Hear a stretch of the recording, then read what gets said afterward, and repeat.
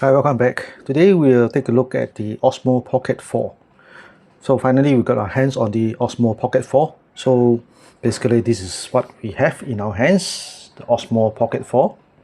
Now, so you might ask, what's the difference between the Pocket 4 and the Pocket 3? Now basically the Pocket 4 also has the 1-inch CMOS, but it has a 14 stop dynamic range. So what it means by 14 stop dynamic range? The 14 stop range actually noticeably improves shadow detail and highlights recovery in post-production as compared to the Pocket 3. The OSMO Pocket 4 now comes with a field light, which features a 3-level color temperature and brightness adjustment. So it delivers natural soft lighting and a beautifying effect in low light and backlit scenes. So this is the field light. So it's based on a magnetic attachment that you can actually place it right behind the gimbal, and you can see that it's lit up. So you can actually change the brightness and also the color tone to warm color or to cool colors, and this is the brightness. Some of the improvements over the Pocket 3 includes the performance. Now it actually supports 4K recording of up to 240 frames per second for high quality slow motion. There's also storage included in the Pocket 4. It includes a 107GB of built-in internal storage, which can have fast transfer speeds up to 800 MB per second. As for the controls, it now features a new dedicated zoom button, supporting 2x lossless zoom, and also a 5D joystick. There is also active tracking, intelligent AF, app glamour effects, in-camera beautify, film tone, etc. Finally, on the Pocket 4, you get a true 10-bit D-Lock, so the increased dynamic range allows the Pocket 4 to support a true 10-bit D-Lock profile rather than the D-Lock amp used in the previous model. This provides more information in highlights and shadows, making it more capable for professional-grade color grading.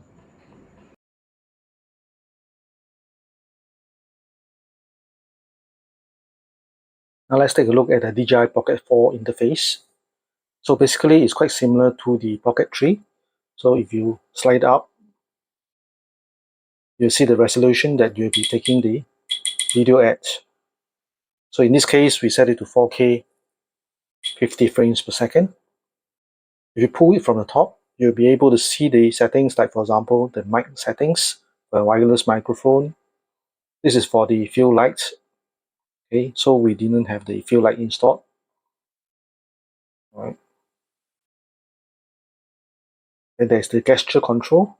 You can select the gesture, whether the open palm and V sign to initiate the recording, and so on and so forth. This particular settings is for the gimbal startup direction. And there's this particular button which allows you to start up in landscape or portrait. Okay. So this particular button will allow you to actually set the rotational speed, whether it's slow or default or fast. And there's this particular mode which allows you to set the gimbal mode to follow, tilt lock, or FPV inverted. So usually we will just use the default, which is follow. There are some other settings over here, which this particular setting allows you to add a subject so they actually track per person. And there's this custom buttons which you can set for single press, double press, or triple press. So this brightness is for selfie. So in this case, on the Pocket 4, there is actually 107GB of RAM storage, which is pre-built into the system. So you don't have to actually go and purchase an SD card. No, you can just start recording once you get your Pocket 4. So if you were to slide on the right, you'll see this exposure professional settings, where you can set the exposure, the auto white balance, the glamour effects, and so on. And over here, you can set your color, which is the normal 10-bit, or you can set it to D-Lock 10-bit. And there is this particular option where you can do the color recovery. So this is normal 10-bit mode, and you can select to record in 10-bit D-Lock mode. So in 10-bit D-Lock mode, there's the color recovery. By default, it's turned off. So when you turn it on, you can actually see what you're actually recording rather than seeing a whitish screen. Right? So over here, you can also set the white balance, for example, exposure, minus 0.3 EV. And over here, you can set the ISO. Right? So this is the professional mode. Okay.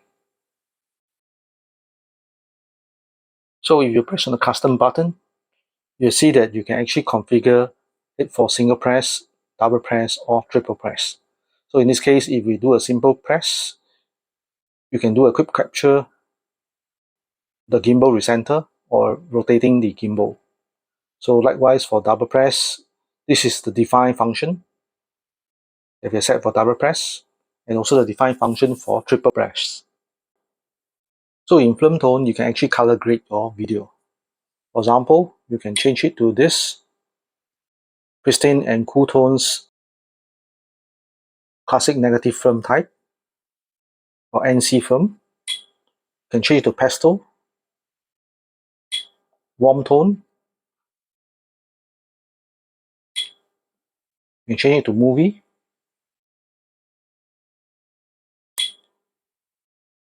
And change it to the rainbow tinted tone.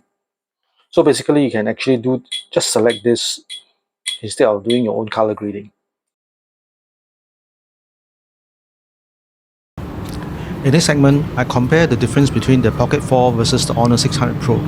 As you can see from the footages, the Pocket 4 is very stable under this kind of lighting because of its gimbal nature, whereas the Honor 600 Pro is quite okay, but you can actually see a lot of flickering in the footage. If you notice, the Pocket 4 is able to capture the details and shadows of the bushes on the right, as compared to the Honor 600 Pro. As for audio, I think that the Pocket 4 seems to be able to filter out most of the environmental noise compared to the Honor 600 Pro.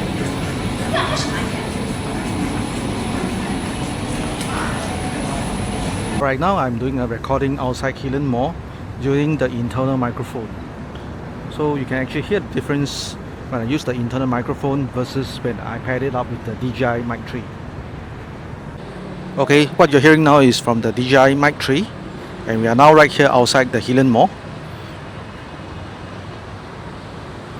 So you can actually hear that there's some background noise, but it's being cut off because I'm using the DJI Mic 3 that comes with the Pocket 4. This is a video shot under very low light condition, and video turns out to be very bright and clear.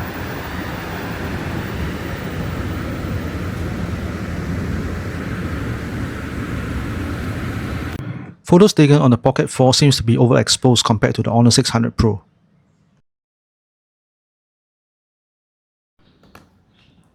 Overall, the Pocket 4 feels like a minor upgrade and more like a DJI pushing the category forward. You're getting a higher frame rate of 4K 240 frames per second, better battery life, built-in storage, and more advanced audio capabilities, all in something that just fits into your pocket. If you are a blogger, travel creator, or just someone who wants a high-quality camera without carrying a full setup, the Pocket 4 makes a very strong case for itself. It is the perfect companion if you are okay with shooting videos while walking. Although it has an improved battery life, higher pixel count of 37 megapixel and improved ISO level, one thing that did not change is the zoom level. With the Osmo Pocket 4, it has a lossless zoom of 2 times, but is that enough if you want to take zoom-in shots of structures, buildings, etc.? Some smartphones are now capable of providing 10 times optical zoom, and some even come with CIPA 6.5 for stabilization. So will you buy the Pocket 4 today?